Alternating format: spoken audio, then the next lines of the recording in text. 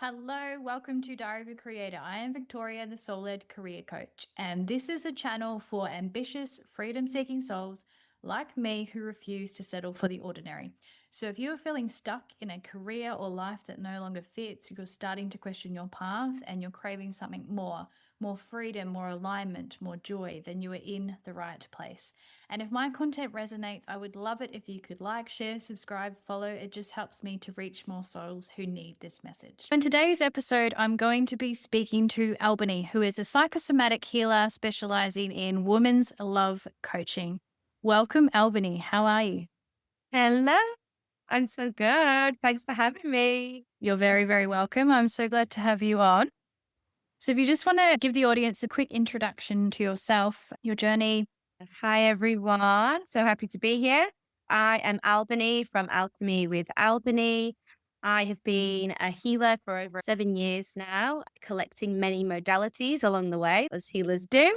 I finally came to a place where I was using somatic healing and psychology together.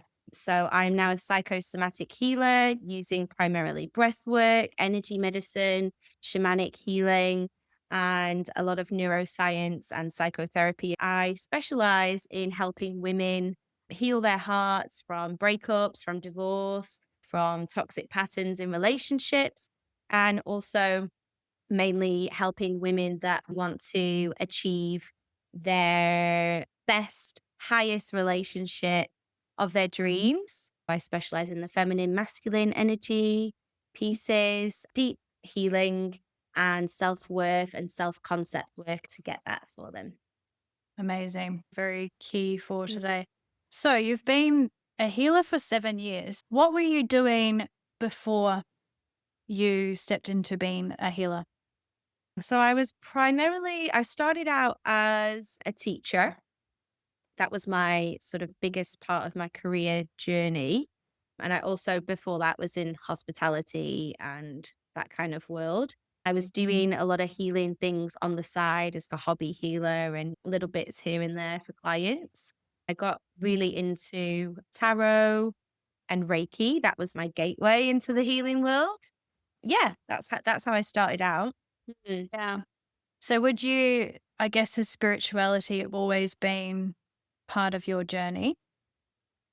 Ever since I was a little kid, I was always quite witchy, making potions in the garden and seeing things that other people couldn't see. From a young age, I learned to turn that off quickly so I wasn't seen as too weird. It's always been in the background, fizzing away, pushed to the side, distracted away from, and conditioned out of me. But it's been something I've always known that I am, especially foresight. Like my foresight and my seeing has always been really, really strong. And I have Mm. said things from a young age that have happened or are about to happen and known things are about to happen. But again, pushed it to the side like many of us do. And what really brought it online for me and made me go back into it was when I was living in Vietnam. That was the catalyst of the beginning of my work again. So, just tell me about the catalyst. What happened? Because we've all got that Mm. catalyst, but it's almost a boom moment. It never feels particularly subtle. So, how did it happen? It definitely wasn't subtle for me. I was living in Vietnam. I'd been very in love with a guy who I'd actually gone back to Vietnam to be with.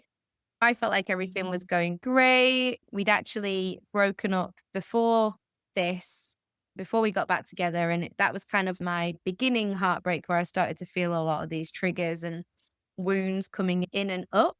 I wasn't super aware of shadow work at the time, of course. So I just, I was in my 20s and I was like, okay. And then we got back together. It was all great. And it was just, yeah, it was a kaboom sort of ending. Feel like it felt like it came out of nowhere. And when he broke up with me and said, I don't want to be with you anymore, it really like shook me. I've been heartbroken before, but this was that line in the sand moment where I was like, this is not happening again. I was at my lowest point, really at rock bottom. It brought up a lot of fear, sadness, grief, anger to men, you know, anger to the masculine, and it made me really this time go, I'm not going to be doing that again in another relationship, because there was definitely a pattern of how I was showing up in relationships with the masculine, and how they would abandon me and how I would abandon myself as well. So Mm. yeah, it made me really want to look deeply at what was causing this and take responsibility, radical Mm. responsibility rather than being in the victim about it. And yeah, that's what got me more into the Reiki and the shamanic healing side of things, meditation, anything I could possibly do to heal my heart. I was really a broken little girl. So Yeah. it started, by the sounds of it, it started with your journey. And then when did you start to feel more of that pull and that knowing that, oh, maybe this is what I'm here to do and here to work with? Yeah, I'd been to see a few different shamanic healers. Like I say, I was literally just getting anything. I Doing didn't know everything. what that Yeah. was. And I was in the best place for it, Vietnam. You can do it, all of that. There's every practitioner under the sun. It's so good. My first shamanic healer was actually a lady called Mallory. Shout out Mallory. She stopped halfway through one of my sessions and she said to me, I don't normally do this, but her guides are literally pushing me and telling me, you are here to heal people. Once you get over this rock bottom, when you finally learn self love and come out on the other side of this was right in the beginning of my healing journey. Mm. She said, you're going to teach other people this. They are literally pushing me and stopping me. She was having a massive release and process through me. That was the first time I was told, you're a healer. You're going to help other people with this. And then it just kept happening and happening. Every healer and person I was going to, every reader, every psychic, every Reiki, whatever it was, I wasn't going to them to find out my life's purpose. I was going to them to heal my heart, like to heal my daddy issues. Some of them I was learning from, like metaphysical work and energy medicine. And every one of them were like, this is what you're here to do. And I was like, oh, yeah. I wasn't even thinking about that. I was like, I can't heal anyone. I'm effed up right now. But they were like, Come this is your through. hero's journey. And when you come out the other side, this is what you're going to be here to teach other people to do, because you've been to the depths of it. Mm. Yeah. When did it land in you, or like the realization or acceptance of this is it? Like when their words finally landed? Yeah, there's a few different ways, because there's the healing side of things and then the coaching side. The moment I realized I was here to help women with love Mm. and matters of the heart and relationships was when I knew for a long time, actually. It was always that kind of thing, like, I should be doing this or I should be writing a book about this, but I was always too embarrassed about it, especially with love and relationship. Mm. And it wasn't until I met a business mentor and she asked me to tell her my hero's journey that I told her. And she's like, it sounds like you're here to be teaching women how to Mm. go from heartbroken and the patterns Yeah. to secure, healthy, grounded love. Because Mm. that's what so many women want. And I was like, oh, yeah, no, no, no. But then the more I delved into it and the more I started writing about it, and it was just pouring out of me, and the more women I started speaking to, I was like, yeah. And I get a feeling, I get like very strong goosebumps. It starts in my middle back and goes all the way up to my shoulders and around my arms. I feel like that's an ancestral thing, like pushing me. Yes, yes, yes, this is it. And so when I say something that's of truth True. to me, I get that. I always knew, but there was always that fear to step into it, as a lot of healers have that wound to fully step into it. That came from a very deep plant medicine initiation in New Mm. Zealand. That was when it really came online. This medicine woman Yeah. that I always knew was there, but I'd hidden her for so long under Yeah. layers of matrix, patriarchy, screens, work, work, work, rather than just being, being, being. It's Yeah, like so the that came spiritual through. closet. Yes, the spiritual closet. Oh my God. We've all been Like, there, haven't we? yeah. It's interesting with the catalyst. This is good for people listening, paying attention to the catalyst. My catalyst was my career, and I work with people on purpose in career. The catalyst is the signs. There's always signs throughout the journey, slowly leading you into what you're supposed to do. So, Yeah. and it does, right? The universe Mm. kind of like just little trickles as you're going, and then it builds and builds. Yeah. And I think it's in the small conversations and the people that you meet, it starts to be like, there's a golden thread here. People keep asking me the same question, and people keep being really interested in this part of the story, but not this part of the story. And then you get the catalyst. I want to come back to the spiritual closet because I feel this is a block for everyone. And Yeah. it's the fear of being seen in this. Tell Mm. me how it came up for you or what's transpired through your journey through that. Honestly, for me, this, I still have a big fear of being seen, even though it doesn't feel very conscious. But it shows in my patterns, right? It shows in my procrastination patterns sometimes and my blocks. The biggest thing for me has just been going, saying to myself, I have one life in this physical body. Am I going to get to like an 80-year-old woman and be like, you really could have done something with that? You really could have shown up more, or you really could have helped a lot more women.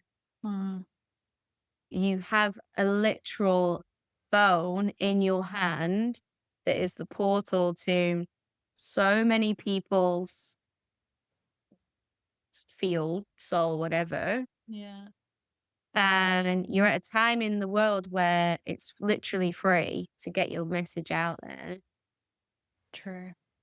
I don't think I could forgive myself if I didn't utilize and embrace Mm, where I'm at right now to help other people. That's what I think about every time I think about going back to a full-time job, thinking about quitting or whatever. And I get those wobbles and I just go, this is what you've wanted for so long. So many people need to hear this and need to know this. And there's so many people that you still get to serve. mm, That's what keeps me showing up yeah, when I'm scared and taking myself out of it. It's not about me, it's about the woman on the other side of the phone that's watching this. So I think that helps a lot. Make it less about you and just about the message or the teaching. Sometimes people just need to see you be you, and that can activate them. yeah, And that has 100%. happened a lot in my work. There's been so many times, because you know the magic of this work as well, don't you? If your soul's meant to work with someone or to be with someone or to learn from someone, it's Well, just going to happen anyway. It's already done. yeah. And there's been so many times where I've just been in someone's presence and the woman has just gone, that's it. That's what I needed. Because when you're the embodiment of it, when it's authentic, sometimes that's all people need is the Mhm. frequency of that. So I think putting less pressure on yourself to make a perfect video, to make a perfect post, to make a perfect story, and sometimes just showing up. I don't think people even want perfect anymore. We're already well within the AI era and Mm, content itself and marketing and all of these ways that every brand is going to reach people is going to be flooded with fake shit. And there's a lot of scary things about it, but equally is the opportunity or the gap it's going to open up even bigger than it is now is this total lack for connection and humanness. yeah. Because this is what I also have to do is make it the moment you want to quit, you've made it about you. You've come out, Mm, you've come out of your why. yeah. You've made it about, which I literally did today. But Yeah. it's regular. But I guess there's a balance to be had, though, isn't there? You do still need to be following your joy and following your passion Mm, and what you want to do and how you want to do it. But yeah. yeah, that is such a good way to look at it. Like, oh, you've come out of your why. You've made it more about you than The moment you want to quit, it's an ongoing battle. I think everyone has it though, right? Like even some of these massive coaches that you see, they're wobbling all the time. I think it would be abnormal, like on any big journey, like mission and purpose. You are going to have that wobble because it is going to get hard. So, this is an interesting one to hear from you because the more I'm in the journey, the more I've kind of come to realize that the first portion of trying to step into the role or the business is your own hard knocks kind of school. And you almost don't realize it until you've come through where you haven't quite embodied to actually have a business that's going to kick off yet. You've had to go slap in the face, rejection, failure, blah, blah, blah, blah. Get up, Uh, stand up, fall down, come back up again. You've got to go through that. Have you found that, like with your journey, that almost that wrong part has just been yeah. like a test, basically? Oh my God, yeah. I was just saying to a client the other day, it's kind of like relationships and dating. It's like there's so, especially on mine, and I know like a lot of modern women go through this now. It's like there's so many trial and error and feeling like it's going really well and then it's really not. And then you're like, why is there no one out there? Why is the money not coming in? Or why is the man not coming in? It's the same thing, right? The money and the love. And there were so many times where I felt like I really wanted something to happen and it didn't work out. And I learned so much from that. Thank God that when I did get the clients and the money and the sales, I'm so happy that I didn't get them a moment earlier from the clients that came to me and the opportunities that I didn't get or that I said no to because it didn't feel quite right in my gut. Thank goodness that I got to a point where I was like, I really should be making 10K a month right now. I really should be having more clients. I really should be having this book ready and this course ready. And I should have this community. It's been a year. Well, But you you, know, all these things. I'm like, thank goodness that I didn't get any of those things that I wanted in my journey because the clients that I got from learning and adjusting and being patient as well and becoming more embodied in what I do. I'm so glad that those are the clients I got because if I'd have got the other clients that I could have made more money from, then I think I would have been very jaded by this point by clients that just weren't the right fit for me, opportunities that weren't the right fit, podcasts that weren't the right fit, courses, everything worked out perfectly. And we know it always does, right? We know it's always divine timing, but it's exactly the same. That's what I was saying to a client, going back to that, is exactly the same for your dating and relationships. yeah, Thank goodness you didn't meet yeah, guy of your dreams 6 months ago because you would not have had the tools, the embodiment, the learnings, the teachings, everything that you have now to have had a healthy relationship and a healthy business. Again, like the parallels. yeah. So, yeah, there's been so many wobbles. Oh my God. Well, to that, Yeah. is there anything that you would have done differently? Do you know what I would have done differently? I would have simplified things. In the beginning, this is what so many people do, especially healers and coaches. In the beginning, I was like, okay, so I'm having this high ticket offer, right? I'm going to have these VIP clients. And so I've got to make it all of these things. I've got to have the calls and I've got to have the course and I've got to have the book and the meditations and all these things. I created this video course and it is amazing still. I do still use most of it. But I put so much energy and effort into that being like, it needs to be so perfect and so well written, and all the documents need to be there, and the platform, oh, I need to go on Kajabi and this. When I actually got the clients, I didn't actually need a lot of it. And I know that's what I did. I over prepare, I overgive, I overdo. What ended up happening is I didn't need to plan at all because, as you know, like when you actually get the client, they want something different or need something different in the moment. So you just go with the flow. Now I don't even plan before I get on a call. I know I have a general sort of, oh, this is where we're going this week, this is what we're doing. When I was a baby coach, a baby healer, I used to write out loads of notes and have all of these things. I wanted to seem really prepared and attentive. But actually, what happens is spirit takes over, the guides take over, and it just flows. In answer to your question, if I'd have done anything differently, it would have been to simplify it and to trust myself that I can be a good healer and coach in the moment for exactly what is needed right then and there, and not some like this crazy structure that I had in mind. Yeah.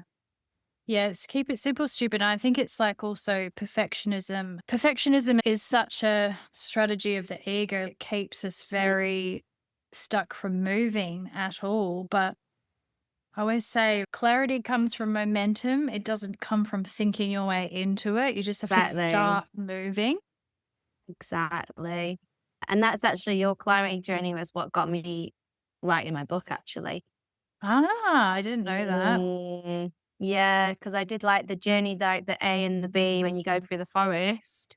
Yeah. And I knew, like, in my heart, I wanted to see the book. It was just like, book, book, book, book. But a part of you was like, I've got a really good course in my head as well. Like, I really feel like this course is going to be really good. So I did the clarity journey and it was the book. And then I was like, well, there's no point. Just start, just start writing. So I did. And then I finished it now and it's amazing. This is what I'm going to give to your viewers as well. I also want a copy.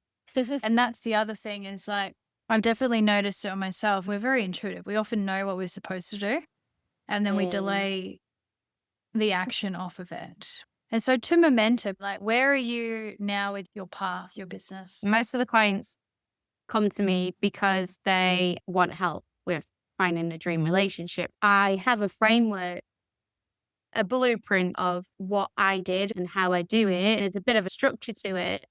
But the main thing that I do, which a lot of therapists and love coaches and relationship coaches don't do, is the deeper shadow work healing.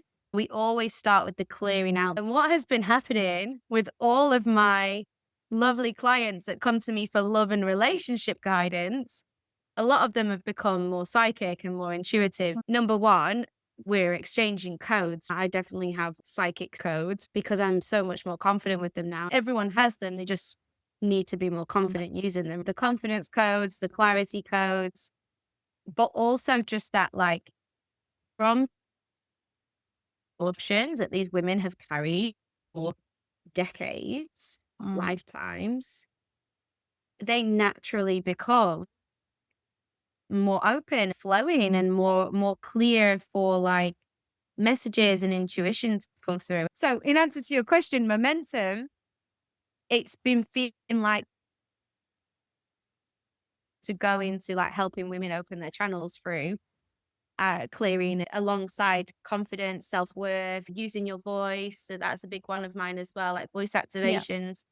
So with the momentum, I feel like there's something coming in for 2026 where I'm helping women to do this, probably in the business sense or just in relationships, like listening to your intuition. Everyone's intuition is completely different as well. I was going to say that makes sense because ultimately, when you're working with women on relationships, you're working on the feminine energy, and the Hmm. intuition Yeah. is the feminine energy. So Hmm. it's not surprising that that's Yeah. opening up. Yeah. And like you've experienced yourself with the healings that I do, whether it's online or in person, the throat, the womb is the creation, Mm, the throat is the expression, and bringing those two together and then having the heart womb connection as well. It's just building this, like I say to my one client in particular, my VIP at the minute, she's building this shiny diamond within herself yeah. because she's getting stronger within her own feminine energy. It's Mm, strong, but it's shiny and it's magnetizing. And like you say, feminine energy is receiving as well, right? So these women are learning to come out of this masculine, of the mm, doing, of the constant achieving and blah, blah, blah, blah, to be in their feminine because that's what's going to attract a masculine provider type, protector yeah. type man. From the clearing, that's what just naturally happens because Okay. you're more in your natural state. You're not being Mm, distracted anymore or layering on all of this busyness in the mind, and you're actually becoming more in your body. yeah. And that's when the magic happens. It's always there, but that's when you're more receptive and open to Mm, it. Yeah. such a The big true way. feminine. Yeah, the true feminine, there's so much distortion. And so I don't want to ask, what are you most proud of? Because I think it's more really about who we become on this journey rather Mm, than anything that we've delivered. So if you were to mm. think of it that way, what are you most proud of in terms of your own becoming? I haven't thought about that in a long time. What am I most proud of in my becoming?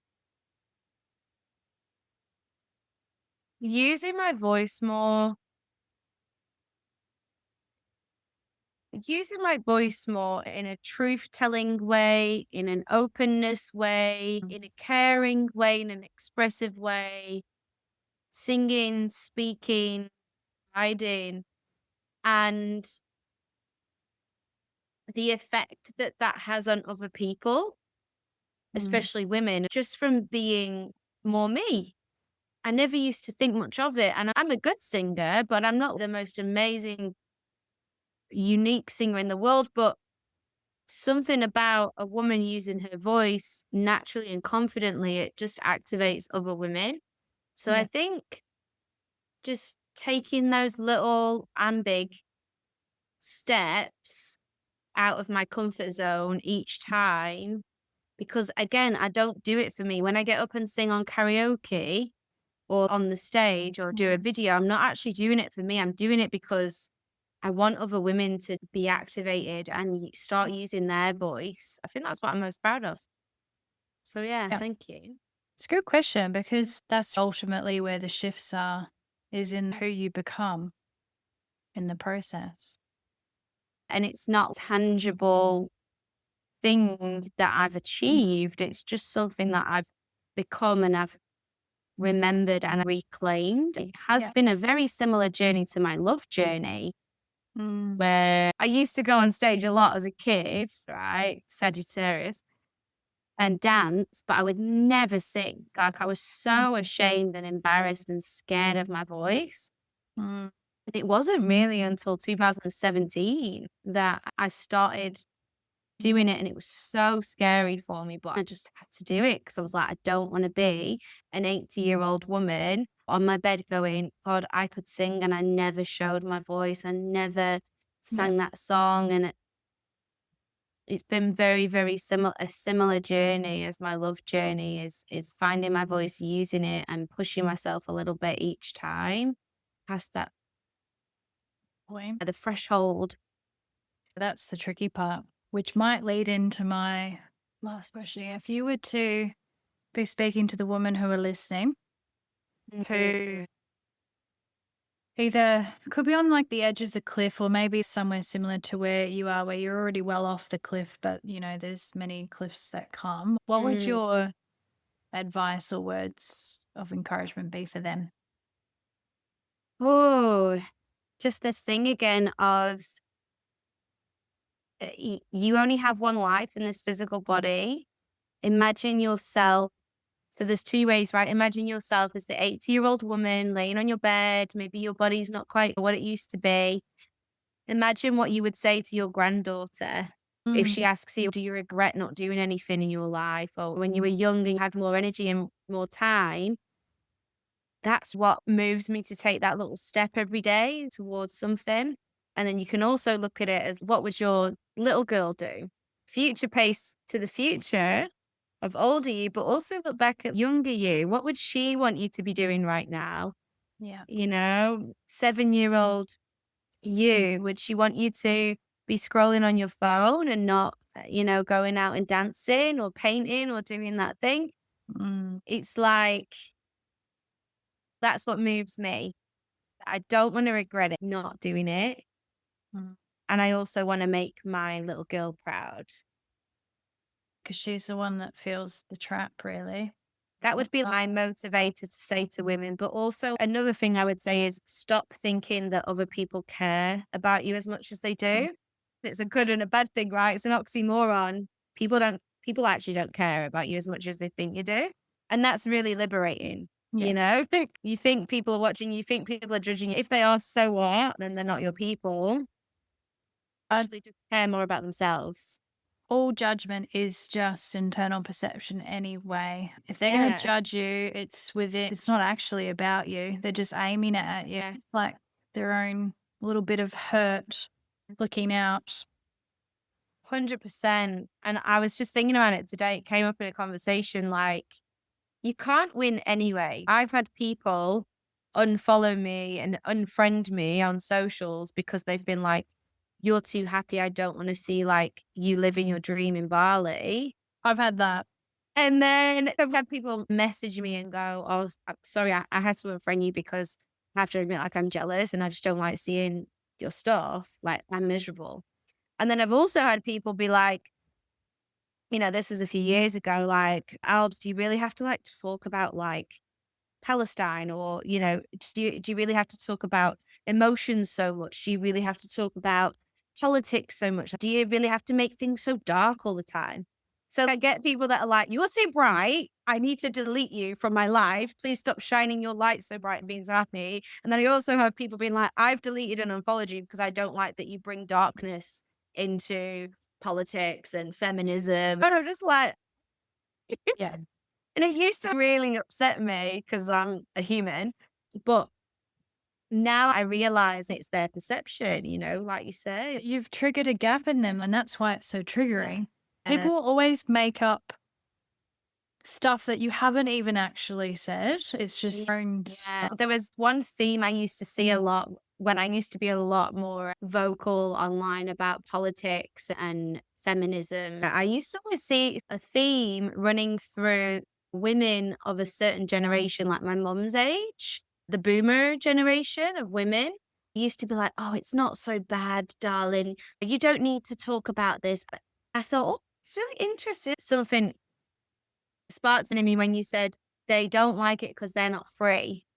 Unfortunately, a lot of women of that generation, my mum's generation, my aunties and older, they weren't free. They weren't allowed to have a platform and speak about this stuff, Mm. Yeah. That triggers something in them where, oh, don't rock the boat.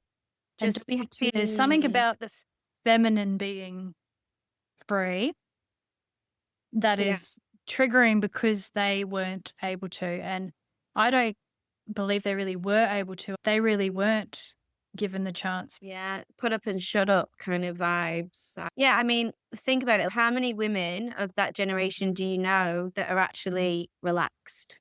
None. That can None. relax. They cannot relax. They feel like they're not allowed to because of a massive collective wound and a nervous system wound. It's still with me. Like there's a guilt. Yeah. Like even today, it was like, I don't really want to do anything. I ended up Yeah. doing things because it's still like this little voice, but It's a massive deconditioning. And I've yeah. learned that as in human design as a projector. I've really, really used this year, especially since living in Bali, of course, it's much easier to do. I definitely understand my privilege in this, how privileged I am that I get to do this, but I've really delved into the deconditioning of the busyness, Mm, of the doing, and of the achievement. yeah. Sometimes my bank account has reflected that, and I'm like, oh God, I have to get back into my busy masculine mind, but it's sort of recalibrating now because I feel like I had that year just to go, oh, it's been like nervous system recalibration, which I know sounds like such a buzzword, but that's really how I feel it Yeah. in my body. And now I'm finally coming out of it and going, okay, this is what I don't want to take with me into business. And this is what I am taking in with me into business. And I don't care if people judge me for it. A lot of the time I do business from my bed. That's like such a projector thing. Mm, But I wish more people could embrace that. And my partner is a projector as well. So it's really helpful for me because I know that he's not judging me for resting, which really helps. It's okay to work from your bed. It's okay to say no to a thing if you don't want to do it. yeah. Yeah. Gosh, we've got so much to unravel. But look, it's all kind of happening slowly and surely. So, do you have any last words, thoughts, anything that you want to share to vocalize? I'm just ready for the matriarchy.